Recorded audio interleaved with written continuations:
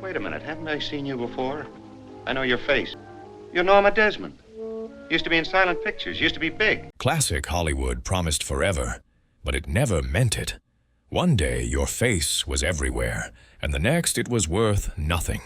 This isn't about comebacks or nostalgia. It's about what happened after the applause stopped, the jobs, the anonymity, the second lives no one put on a poster. And once the spotlight shut off, the real story finally began. Carl Dane.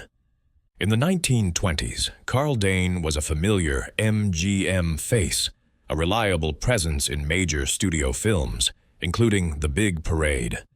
Born in Denmark, his look fit the silent screen perfectly, distinctive, readable, and easy to place. Sound changed everything. Accents became liabilities, and the industry tightened around fewer, safer names. The popular story about Dane's decline is the tidy one Hollywood prefers. The real record is quieter. He worked as a waiter in Westwood, then bought into a small cafe, hoping his name might still bring customers. It didn't. The cafe sat half-empty most days, his face unrecognized by the college students and neighborhood regulars. The investment drained what savings he'd kept from his studio years. When the cafe failed, he moved into mechanical work, carpentry, and whatever labor paid that week. Work that didn't care what his face once meant. He learned trades on the job, taking direction from foremen who had no idea he'd once taken direction from King Vidor. By 1934, there was no comeback waiting, no headline ending. Just a man who had been widely seen, widely used, and then quietly discarded. And after a fall like that, the next stories don't begin with fame. They begin with survival. Louise Brooks. Louise Brooks looked like the future on screen, sharp, modern, and impossible to soften. But Hollywood didn't reward ahead of its time. It rewarded obedience, and Brooks refused to play that role. When the work dried up, the afterlife wasn't poetic. It was practical. In 1946, she took a job at Saks Fifth Avenue in Manhattan, earning $40 a week working retail. Long shifts, sales counters, customers who had no idea who she used to be. She folded sweaters and suggested sizes, her distinctive bob, once photographed endlessly, now just another hairstyle among the sales staff. The job wasn't a publicity stunt or temporary measure. It was employment, plain and necessary, taken because rent in New York didn't care about past screen credits. Years later, critics rediscovered her and reframed her as an icon. Film scholars in the 1950s began writing about her performances with reverence, calling her work ahead of its time. But that late admiration didn't change the reality underneath. Fame hadn't protected her. It had only delayed the fall. When the checks stopped, she took the job that existed.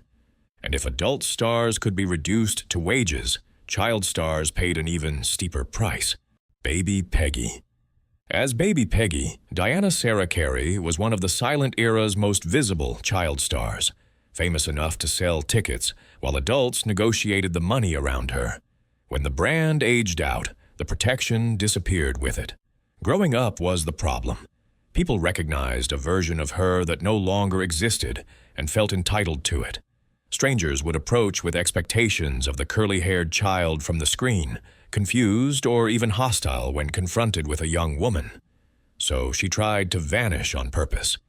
After marrying in 1938, she changed her name, not for reinvention, but for survival.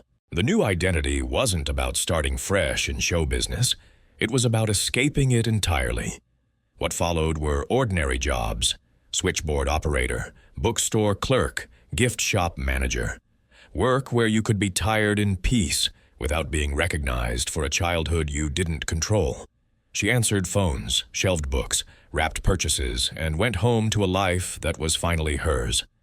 The substantial earnings from her childhood had been mismanaged and largely disappeared, spent by others, or lost to poor contracts, signed when she was too young to understand them. Eventually, she reclaimed the story on her own terms, becoming a writer and historian of early Hollywood. Not nostalgia, but correction. A child star finally speaking in her adult voice.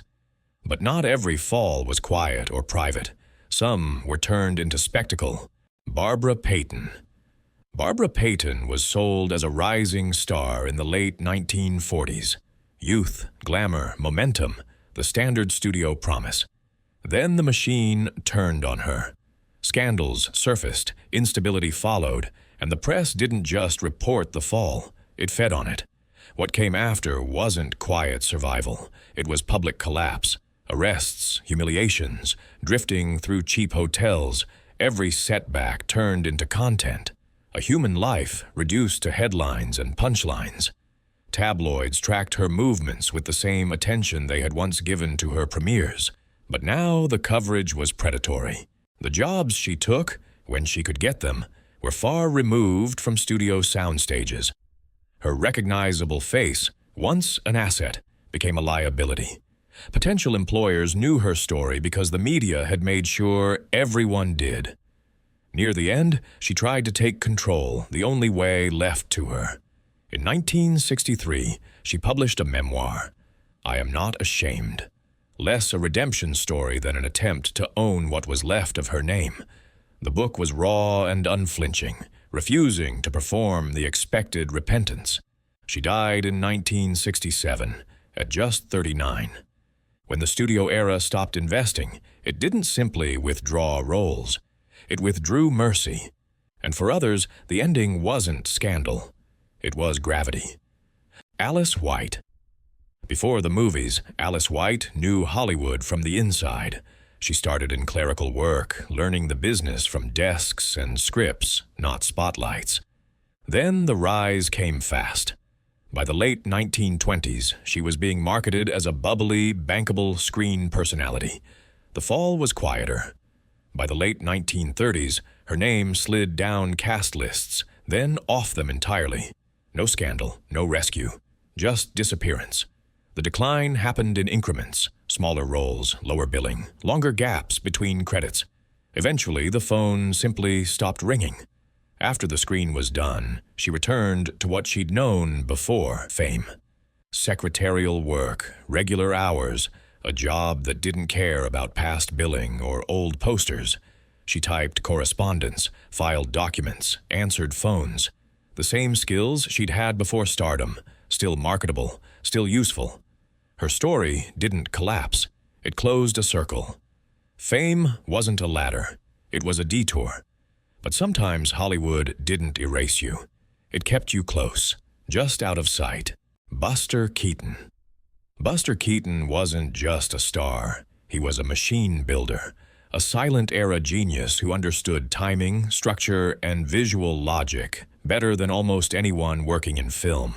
But when the studio system tightened control and his personal life unraveled, the starring roles vanished.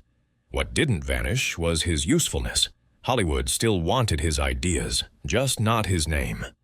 By the mid-1930s, Keaton was working again, supplying gags and story fixes inside the system that had sidelined him. He contributed to major productions, including films for the Marx Brothers, often without credit. Studios would call him in to solve problems, a sequence that wasn't working, a gag that fell flat. He'd provide the solution, accept the paycheck, and leave before his name appeared anywhere on the production. It was the quiet downgrade, from architect to subcontractor, from face to function. You could still be hired for your brilliance and erased at the same time. The work was valued, the worker was expendable. Your work stayed, your name didn't. And for some, even that wasn't enough. Sometimes the name itself had to disappear. Roscoe Arbuckle. At his peak, Roscoe Arbuckle was one of silent comedy's biggest names, highly paid, widely known, powerful enough to shape careers. Then, everything collapsed at once. Accusations surfaced, trials followed, and although he was ultimately cleared, the damage didn't reverse. The industry moved on anyway. A ban was issued, later lifted, but the stigma stayed. Studios didn't want the name, even if they still wanted the talent. So Arbuckle did what Hollywood quietly allows when it won't forgive you. he worked under a different identity. Using the name William Goodrich, he directed films from the shadows, his labor accepted only if his real name stayed buried. Same skills, same machine, no public credit. The pseudonym became an open secret within the industry. People knew, but the fiction was maintained because it served everyone's purposes. Studios got experienced direction, Arbuckle got employment, and audiences remained unaware. It wasn't redemption, it was controlled survival. But a few found a way out that didn't involve hiding at all. William Haynes. William Haynes was one of MGM's brightest stars by the early 1930s, a reliable box office draw, polished, popular, and valuable. Then the studio issued an ultimatum about his private life. The details vary, but the result didn't. Haynes refused to be managed, and MGM ended his screen career in 1933. What followed wasn't decline, it was a pivot. He rebuilt himself as an interior designer, not as a novelty, but as an authority. His taste reshaped Hollywood homes, pulling them away from old studio excess toward something cleaner and modern. By mid-century, his client list spoke for itself. Studio heads, wealthy socialites, and influential figures sought his services.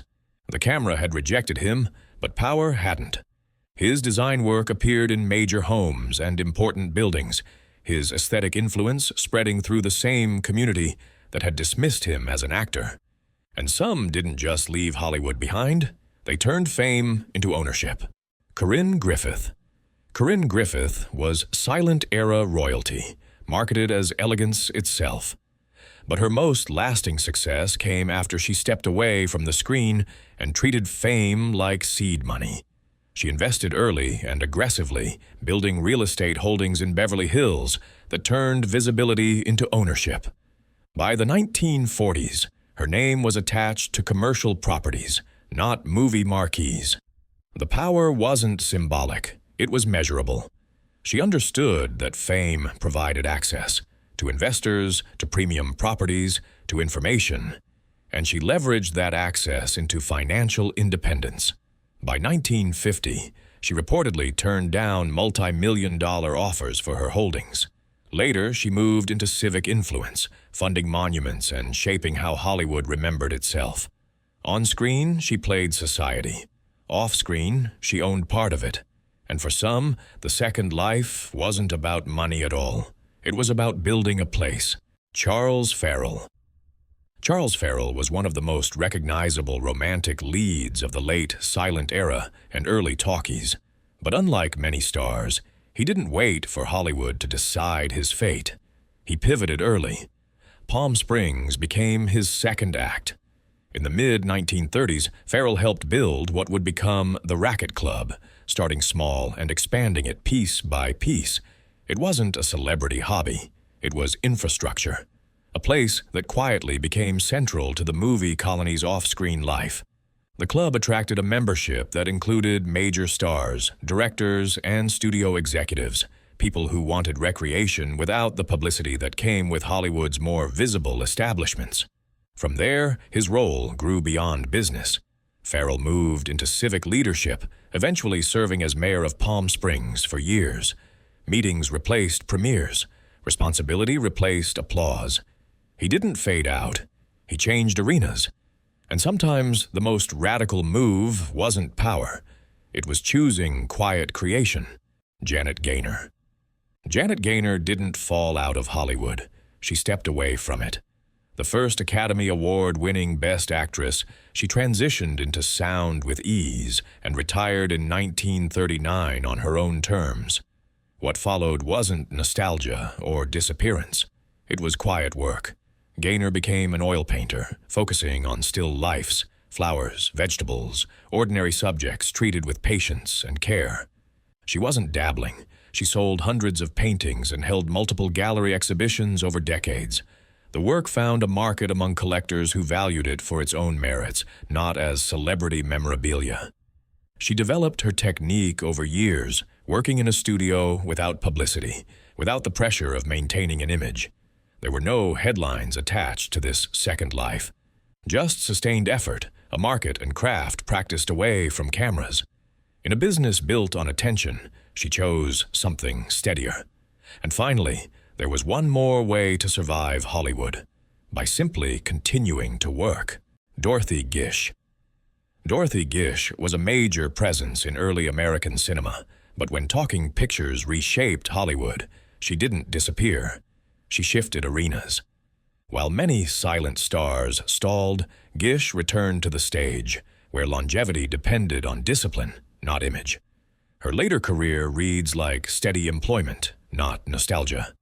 She continued working for decades, including a Broadway revival of Life with Father in the 1950s and a late film appearance in The Cardinal in 1963. No reinvention narrative, no rescue arc. The stage offered something film did not, a place where middle-aged and older actresses could find substantial work, where theatrical tradition valued experience and craft over youth. Just work, night after night, year after year. In classic Hollywood, fame wasn't a home. It was a room you rented. And when the door closed, the real measure was who could still stand up and earn a living in the silence. Classic Hollywood sold permanence, but it ran on replacement. Fame wasn't a foundation. It was a temporary contract with attention. When the cameras moved on, some vanished into wages, some worked in shadows, and a few rebuilt power on their own terms. The roles ended, the real lives didn't. And in the silence, after applause, that's where the truth of the industry finally shows.